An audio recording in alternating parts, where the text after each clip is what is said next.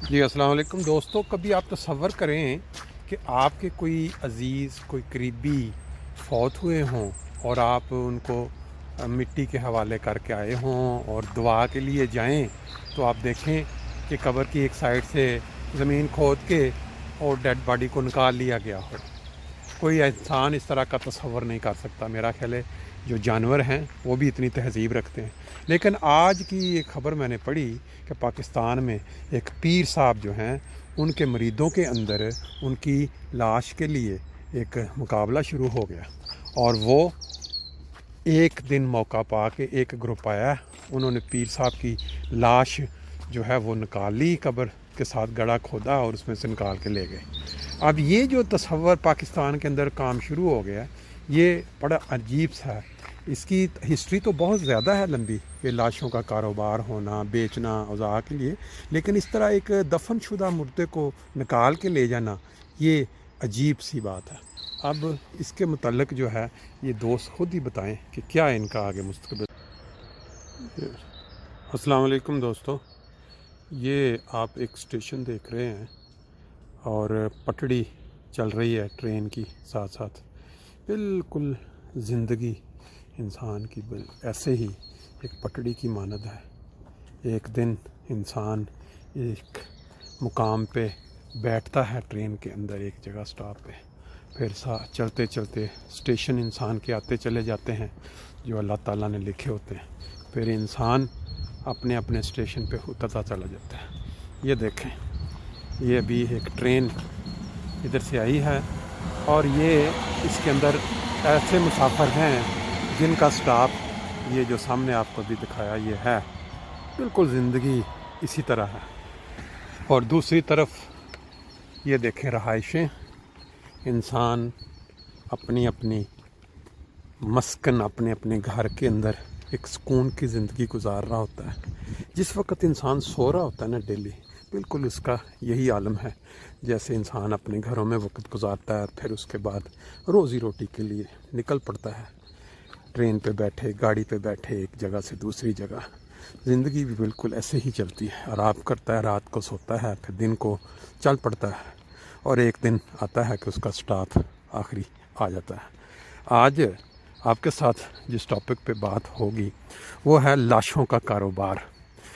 आज एक ख़बर पड़ी कि पाकिस्तान में एक शहर है सरगोदा, उसके पास दो गिरोह जो पीरी मुरीदी पे बहुत ज़्यादा यकीन रखते हैं और उनके पीर साहब वफ़ात पा गए कुछ अर्सा पहले। अब वो जो गिरोह थे उनको अपना उनसे या तो प्यार था बहुत ज़्यादा, और या फिर उनकी जो कमाई थी पीर साहब के डेरे की वजह से, उसके ऊपर उनको जब ख़तरा पैदा हुआ तो उन्होंने क्या किया, दोनों ने एक दूसरे से मुकाबला बाजी में आके पीर साहब की लाश जो है वो कब्र से निकाल ली, चोरी करके ले गए।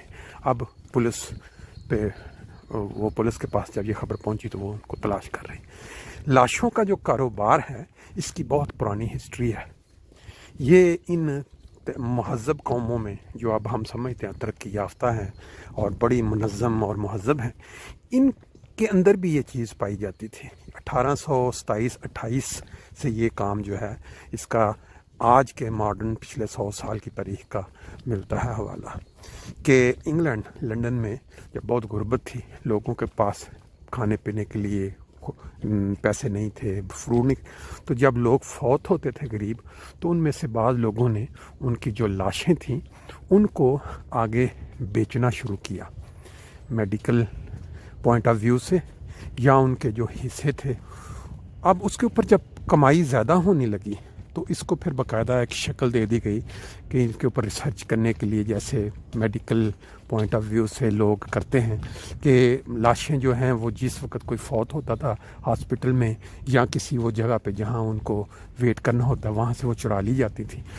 अब ये था आगाज़ आज पिछले 100 साल की जो हिस्ट्री के अंदर, उसके ऊपर पैसे कमाए जाते थे। फिर इसके ऊपर लाभ बना दिया गया कि ये जो मुर्दा इंसान है, बावजूद इसके कि उसकी बॉडी में से रूह जा चुकी है, वो एक लोहे की मानद या एक चीज़ की मानद है जिसके, लेकिन वो ان کی جو ہے کیا کہتے ہیں ایک احترام جو مرے ہوئے جسم کا، اس کو نقصان نہیں پہنچنا چاہیے۔ پھر اسی طرح 1832 میں یہ باقاعدہ اس کو ایک شکل دے دی گئی، کیا کریں، کاروبار کی۔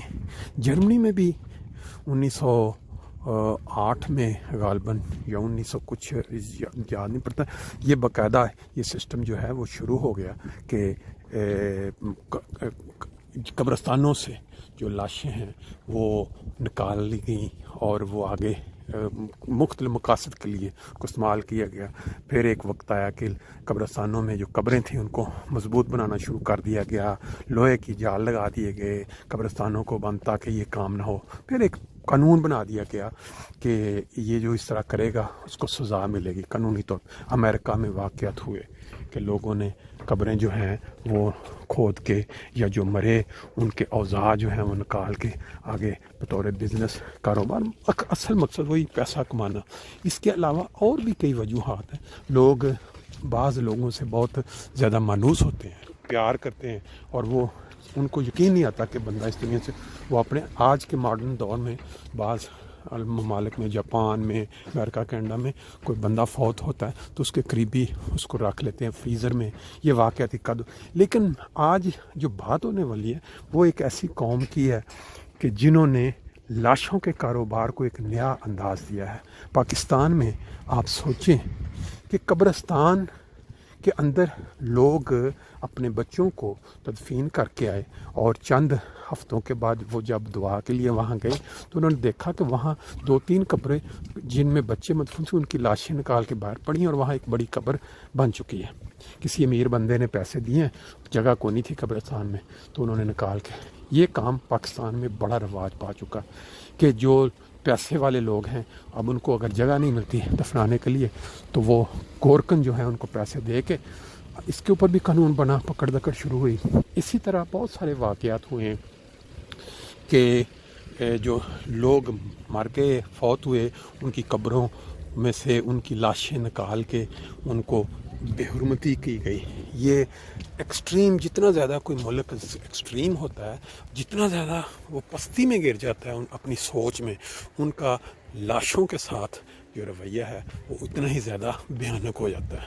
اب آپ چند ہفتے پہلے دیکھیں کہ قبروں کے اوپر جو لوگوں نے اپنی یاد پیچھے جو لوائقین نے لکھا ہوا کوئی آیات لکھی ہیں یا یاد کے، اس کے اوپر سیاہی پھروائی گئی باقاعدہ پاکستان میں۔ اور وہ نہ صرف یہ کہ پرائیویٹ لوگوں کی طرف سے بلکہ حکومت کی اقتداء میں، حکومت کے قانون کے ساتھ پولیس شامل ہو کے۔ اب اس سے زیادہ پستی کیا ہو سکتی ہے کہ لاشوں کے ساتھ یا قبروں کے ساتھ آج کا انسان جو ہے وہ صرف اور صرف مذہبی بنیاد پہ۔ چلتے چلتے ایک سکول میں ہم پہنچ گئے ہیں، بات ہماری جاری رہے گی۔ یہ جو قبرستان بنے ہوئے ہیں پاکستان میں، اس کے اندر بڑے بڑے عجیب و غریب طرح کے واقعات ہوتے ہیں کہ لوگ دفنا کے جاتے ہیں اور بعض آ کے اس میں سے قبریں نکالتے۔ پہلے مشہور ہوا تھا جی وہ گورکن جو ہیں وہ اندر سے کفن نکال کے بیچتے تھے۔ پھر ایک وقت آ گیا جی کفن تو لہذا بعد پھر لاشیں نکل کے بکنا شروع ہو گئیں، یعنی ان کے اوضاع، کیونکہ آج کل میڈیکل کے اندر بہت زیادہ اس کی قیمت ملتی ہے۔ جو ان کے اوضاع ہوتے ہیں وہ آرگن، ان کی قیمت بہت ملتی ہے اس پہ جو تجربات کرتے ہیں ڈاکٹر، اس وجہ سے بہرحال قوانین۔ لیکن جو بے حرمتی ہوتی ہے لاشوں کی، اب یہ مذہب جب سے شامل ہو گیا ساتھ، مذہب کی بنیاد پہ یہ جو پیری فقیری اس کے اندر آ کے بہت زیادہ برصغیر میں چیز ہو گئی کہ جو کوئی بزرگ نیک سمجھا جاتا ہے اس کے وہ حرمتی میں سمجھتے ہیں کہ یہ ہمارے پاس رہنا چاہیے، آپس میں مقابلے شروع ہوتے ہیں۔ بابا گرو نانک کے متعلق بھی یہ ہسٹری ہے کہ ان کے وفات پہ بھی یہ معاملہ پیش آیا اور وہ ایک قبر میں سے نکال کے لے گئے۔ بہرحال وہ ایک علیحدہ ہسٹری ہے۔ تو یہ مذہب کو بنیاد بنا کے بعض اوقات لاشوں کی جو بے حرمتی یا قبروں کی بے حرمتی، یہ اب بہت تیزی کے ساتھ پھیل رہا ہے ہمارے معاشرے میں۔ لے جی ایک اور ٹرین مسافروں کو لے کے ان کی منزل پہ پہنچانے آ گئی۔ اس طرح کی منزلیں ہر انسان کی زندگی میں आती रहती हैं और बंदे को भूलनी भी नहीं चाहिए। बात हमारी चल रही थी लाशों के कारोबार की। लाशों का जो कारोबार है ना जी, इसके ऊपर इंसान अगर गौर करे तो बेसिकली ज़्यादातर पीछे माल दौलत और फिर उसके बाद हमारी कौम, हमारे मुल्क में जो मज़हब का इस्तेमाल है, जिसको भड़काने के लिए उलमाए दीन वो ऐसी ऐसी स्टोरियाँ, ऐसी ऐसी कहानियाँ उनको सुनाते हैं लोगों को कि वो कब्रों की बेहुरमती करने से भी फिर बाज नहीं आते। ये जो पीर साहब की लाश निकाली गई कब्र से और दूसरी पार्टी ने पर्चा करवाया है, ये बेसिकली ऐसे ही है जैसे 1974 की असम्बली में अपना सारे जो फ़िरके थे इकट्ठे हो गए एक फ़िरके के ख़िलाफ़ और मज़हब को बुनियाद बना के, मज़हब को इस्तेमाल करके सियासी बुनियादों पे उस फ़िरके को गैर मुस्लिम करार दे दिया गया।